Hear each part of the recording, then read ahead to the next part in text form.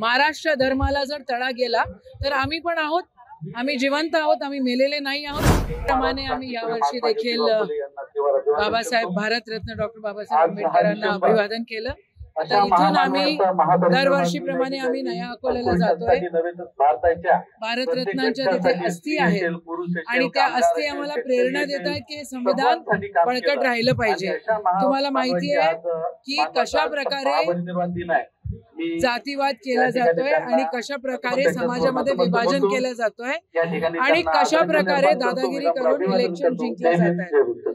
आम्ही त्याच्या पलीकडे आहोत। आमच्यासाठी आमचा देश, आमचं संविधान हे महत्वाचं आहे आणि या संविधानाच्या सुरक्षतेसाठी हे संविधान एकत्र राहिलं पाहिजे, हा समाज बळकट राहिला पाहिजे, म्हणून आपण कटिबद्ध आपण अभिवादन केले। धन्यवाद।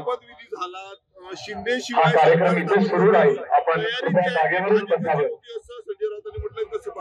नाही, मी त्याच्याकडे कधी बघत नाही। हे लोक एक मॅल प्रॅक्टिस करून सत्तेमध्ये आलेले आहेत। ठीक आहे, त्यांचं अभिनंदन। त्यांनी महाराष्ट्र जपावा, महाराष्ट्र धर्म त्या ठिकाणी सांभाळावा अशी त्यांच्याकडनं अपेक्षा आहे।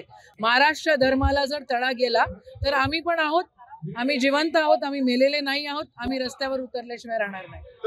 निकालानंतर ईव्हीएमचा मुद्दा ऐरणीवर आला। मार्केटवाडीतून जे आहे ते राहुल गांधी लॉंग मार्च काढणार असल्याची माहिती आहे। बिलकुल ना, त्यांनी मार्केटवाडीमध्ये का नाही बॅलेटमध्ये वोटिंग होऊ दिलं? असे भरपूर सारे गावं आहेत जे आमच्याकडे पण आलेले आहेत, आपल्या मतदारसंघातले, आपल्या अमरावती जिल्ह्यातले आहेत। त्यांनी म्हटलं की आपल्याकडे पण मार्केटवाडी सारखं आपण घेऊया ना, मग नेमकं काय झालं ते कळेल।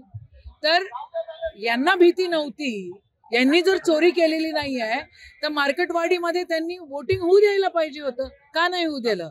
आणि राहुलजी या देशाच्या सुरक्षिततेसाठी, त्या लोकशाहीच्या सुरक्षिततेसाठी रस्त्यावर उतरतील तर आम्ही सगळेजण त्यांच्यासोबत आहोत। लाडक्या बहिणीवरनं संपूर्ण निवडणुकीत प्रचार महायुतीने अनेक अटी समोर येत आहेत। सरकार स्थापन झालेलं नाही। आता काय काय जुमले होते हे नंतर लोकांना कळेल आणि किती जुमलेबाजी करून यांनी निवडणुका जिंकलेल्या आहेत हेही लोकांना कळेल। खरं लाडक्या बहिणींना सक्षम केलं पाहिजे। 21,000 रुपये असं त्यांनी जर म्हटलेलं आहे तर ते उद्यापासून सुरू व्हायला पाहिजे। पण आता ते म्हणतायत की आम्ही डिसेंबरमध्ये सुरू, आता ते कट लावणार आहेत, आता या सगळ्या गोष्टी करणार आहेत, तर जनता त्यांना उत्तर देईल।